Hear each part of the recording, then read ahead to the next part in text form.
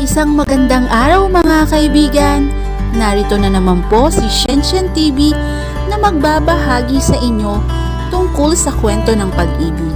Pero kung bago ka pa lamang sa aking YouTube channel, paki-like lang po ng ating video, paki-click na rin ang subscribe button at ganon din ang bell icon para lagi kayong updated sa mga paparating ko pang mga uploads. Chapter 5. Oh, ano ba yan? Biglang pasok ni Merto. Mas nakakunot ang noo. Itong gago na to eh. Binuhusan ako ng isang kaing na mangga. Tatanga-tanga. Hindi naman ho sa ganon. Kaya lang, gago ka. Isang malakas na suntok sa sikmura ni Frankie. Ang walang babalang ibinigay ni Merto. Bahagyang napaigik ang binata. Pero bahagya lang siyang napayuko. Ano? Ang yabang mo ah. Hindi ho. Pasensya na. Ano, lalabang ka ba? Ha? Boss, pasensya na. Hindi ko talaga sinasadya eh. Hindi na po mauulit. Talagang hindi na dapat maulit ano? Isa pa uling suntok sa sikmura ni Frankie ang ibinigay ni Merto. Napaluhod na si Frankie. Hindi dahil sa sobrang sakit, kundi dahil kailangang maisip na rin ito na iniinda niya ang suntok nito. Kahit ang totoo, ang isa sa matibay sa kanyang katawan at sanay talaga sa bugbugan ay ang kanyang sikmura dahil sa iba't ibang exercise na kanyang dinadaanan para maging malakas. Oo nga, hindi dapat talaga maulit. Pero dahil dinumihan mo ang damit ko, itong bagay sa iyo. Isang malakas na tadyak sa likuran ni Frankie ang ibinibigay naman ni Temyong. Napadapa sa lupa ang binata. Ano? Magtatanda ka na no? Gigil na tinapakan pa nito sa likuran si Frankie. Sa susunod na makita mo kami, huwag kang hahara-hara dito ha? Oho. Good. Halika na pare. Iwanan na natin ang gunggong na yan. At baka uminit pa ang ulo ko. At hindi lang ganyan ang abutin sa atin. Mabuti pa nga. Hanggang dyan ka lang pala sa lupa. Hindi mo kami kaya, oy. Saka nagtawa ng lumayo. Ang mga yon sa kanila.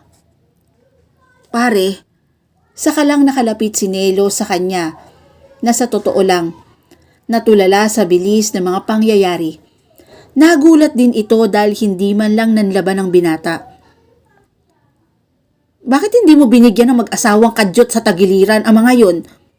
Tanong nito habang tinutulungan siyang makatayo. Sira ka ba? Kapag ginawa ko yon, di makakahalata sila kung anong klaseng tao ako. Nakita mo naman, mukhang napag-iinitan ako. Pabulong na wika ni Frankie na tila walang anumang tumayo. Oy, bakit kaya hindi nagagawi rito sa punduhan sila Nelo at Frankie? Naiinis na tanong ni Bibian sa kaibigang si Rose. Oo nga eh, baka hindi na taypan ang beauty mo. Huwag kang mag-asar. Eksakto namang naroon sa ponduhan sina Merto at Temyong na bibili ng sigarilyo at syempre magpapakyut na rin kay Bibian na matagal ng korsonada ang magandang dalaga. Nagkatinginan ng mga ito. Oy, sinong Frankie ang pinag-uusapan ninyo ha? Yung laging kasama ni Netong Pandak? Wika ni Merto. O ano naman ang pakialam mo? Kung siya nga, pairap na tanong ni Bibian na halatang asar na asar sa makulit na manliligaw. Aba, malaki ang pakialam ko ha? Mukhang type mo siya. Anong pakialam mo kung type ko siya? Aba, nakalimutan mo na ba na type din kita? Isang taon na akong naliligaw sa iyo ah. At sa loob ng isang taon na yon, buwan-buwan o linggo-linggo yata, Ay binabasted kita. Hagalpak ng tawa si Temyong. Wa pare, busted ka na pala eh. Bakit sabi mo, malapit ka nang sagutin ni Bibian? Isa ka pang pang-asar eh. Hoy Bibian, sinasabi ko sa'yo, walang ibang lalaki ang makikinabang sa'yo kundi ako lamang. At bigla na lamang hahalikan ang dalagang si Bibian nang biglang dumating si Frankie. Ano ka ba? Napalabas ang tindahan si Bibian. Huwag kang makikialam. Agad naman itong napigilan ni Temyong. Nakita mo na? Aawat ang mahal ko. Siguro kaya type na type ka niya dahil panay ang pagpungay mo sa kanya. Ng mga mata, no? Di naman ah. Tumahimik ka. Isang malakas na tadyak sa dibdib ng binata ang ginawa nito. Bulagta sa lupa si Frankie. Merto, ano ba? Tigilan mo yan! Sinikap naman ni Bibian na makakwala sa mahigpit na pagkakahawak ni Temyong. Boss, hindi ako lalaban, pero mahigpit na ang pagkukuyom ni Frankie sa kamao habang pilit na tumatayo. Sinabi ng tumahimik eh.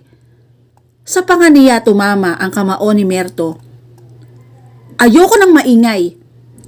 Sinunda ng isa pang straight sa kilay. Bulagta uli sa lupa si Frankie.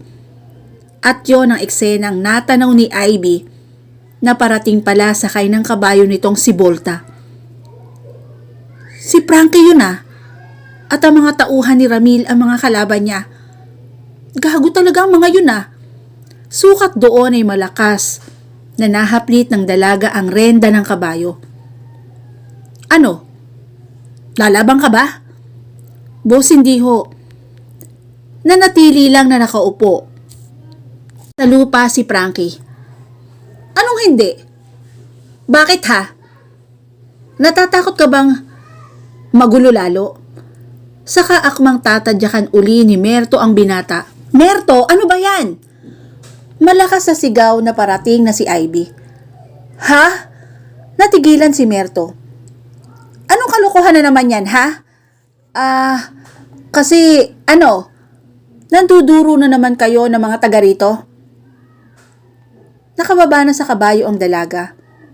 Hindi naman. Tumahimik ka. Gigil na nasampal ni Ivy ang lalaki. Aray! Mabiling sa sampal ang mukha nito. Ikaw ha? Baka nakakalimutan mong hindi kayo taga rito. Nangungupahan lang ang amo ninyo sa warehouse namin. Kaya nagkakaroon kayo ng pagkakataong gumala-gala rito sa baryo namin. Kaya pwede ba? Huwag kayong maghari-harian dito. Kasi mami, at mga tauhan pa ng asyenda namin ang pinagtitripan nyo. Kasi nga, tumahimik ka na.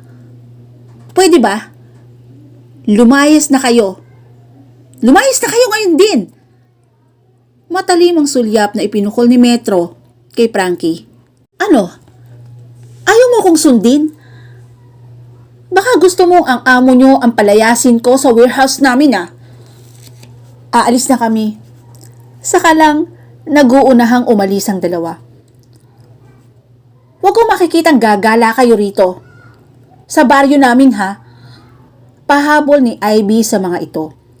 Pagkunwan ay bumaling na siya kay Frankie na ngayon ay tumayo na. Salamat. Sige. Sumama ka sa bahay. Gagamutin ko yung mga sugat mo. Huwag na, okay lang. Sumunod ka na. Ayoko makipagtalo sa'yo. Pagkawika niyon ay inakay na lamang ni Ivy ang kanyang kabayo para makaagapay sa kanyang binata. Naiiling na sumunod na lamang sa paghakbang niya si Frankie. Kasunod si Nelo. Habang nakasunod sa kanila ay nanlilisik ng tingin si Bibian na halatang nagseselos. Bakit hindi ka lumaban? Maingat na dinampian ni Ivy ng bulak ang maga at pasa sa gilid ng bibig ni Frankie. Ayoko ng gulo. Napapangiwing wika nito na pinipigil na iiwas ang muka sa hawak niyang bulak. Ayaw mo nga ng gulo. Ikaw naman ang nilalapitan ng gulo. Dapat lang. Dayo lang ako sa lugar na to eh. Mahirap magpakitang gilas kung hindi ko naman kayang panindigan. Lihim na napailing ang dalaga. Gusto niyang isipin na may katwiran naman ito, pero hindi pa rin maiwasang isipin na talaga lang natural na duwag ito. Okay na. Waring nakakahalata si Frankie na hindi siya kumbinsido. Iniiwas na nito ang muka. Sandali, lalagyan ko na lamang ng benda para hindi maimpeksyon ang mga sugat at galos mo.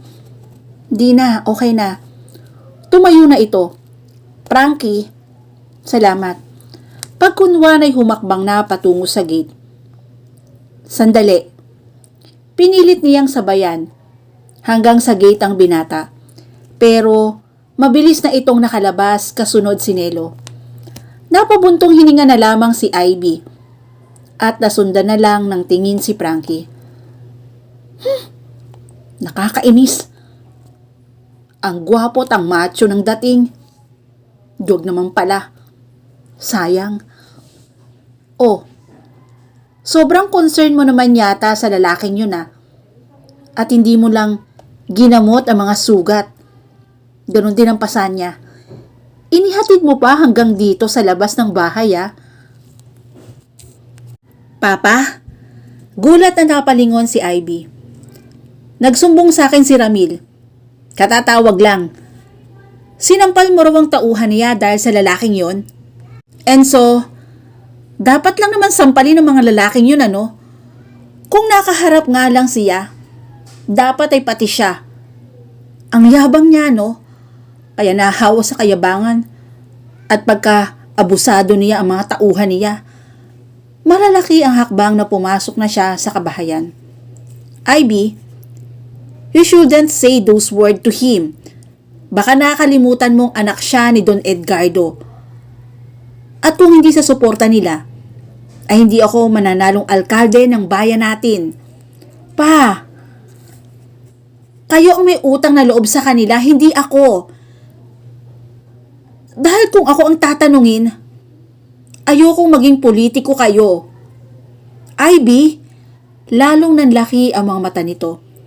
Pa, hindi mo naman kailangang maging politiko para matupad ang gusto mo. Makakatulong ka naman sa mahihirap kahit hindi mo pasukin ang politika.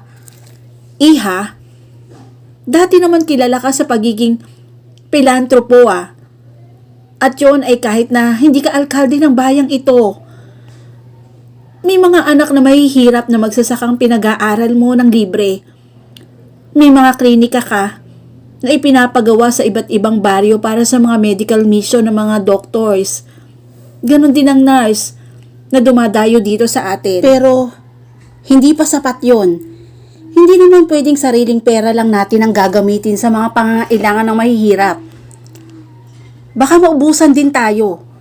Kung nakapwesto ako sa gobyerno, kahit na paano ay makakakuha tayo ng tulong at suporta sa iba't ibang ahensya at institusyon. Napabuntong hininga na lamang si Ivy. Sa bagay na yon ay may katwiran ng ama. Okay, fine. Naroon ako, Papa. Pero maraming pangit na bagay din ang nangyayari sa iyo mula nang maging mayor ka. Or, shall I say na marami kang kamali ang nagawa. Like what? Pa, nagbubulag-bulagan ka sa paweteng na nagaganap sa bayang ito. Pati na sa mga tagong saklaan, sabungan, nabulong-bulungan na pag-aari ni Don Edgardo, at marami ka pang illegal na gawain. Stop it, Ivy. Hindi totoo yan. Marami lang naninira kay Edgardo kaya, come on pa. Don't act as if you are naive. Alam ko namang maraming hinihinging pabor sa'yo si Don Edgardo. At hindi ka makatanggi. At yun ay dahil sa utang na loob. Nakuyom na lamang ng lalaki ang kamao. Somehow, alam ni Mayor San Jose na totoo ang sinasabi ng anak. Papasok na ho ako, Papa. Napagod ako. Pangangabayo kanina. Sumama rin ang pakiramdam ko nang makakita ako ng dugo mula kay Frankie dahil sa kagagawa ni Ramil. Nang humakbang na papasok ang dalaga ay hindi na siya pinigilan ng ama. Bad trip talaga. Kaya nga ipinasya kong magbakasyon na lamang muna dito dahil bad trip ako sa opisina. Dahil ang inaasahan kong promotion ay hindi ko naman nakuha. Tapos, puro asungot din ang makakaharap ko. Ay nako, makukonsumi lang ako. Pag ako'y nagtagal dito sa bahay na to, naiinis na nasa loob ni Ivy habang paakyat siya sa kanyang silid. Pero nang maalala niya si Frankie, ay tila may kumislot sa loob ng kanyang dibdib. Kawawa naman talaga siya.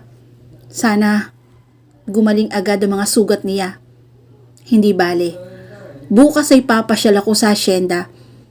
Kukumustahin ko kung okay na ang mga sugat at pasa niya.